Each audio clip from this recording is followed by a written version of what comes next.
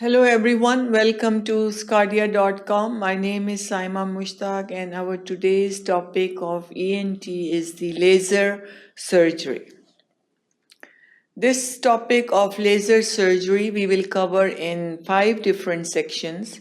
In this first section, we will talk about the principle and different types of the laser. What are the effect of laser on the tissue and zones of tissue damage as a result of the laser surgery. Then in the second section, we will talk about the properties and effect of lasers, electromagnetic spectrum and lasers for the use in ear surgery.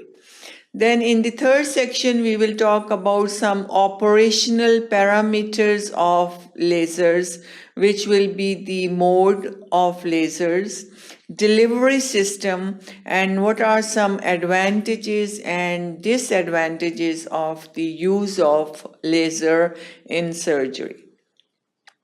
Then in the fourth section, we will talk about the different lasers which are used in medicine, including argon laser, KTP laser, NDYAG, carbon dioxide laser, and diode laser.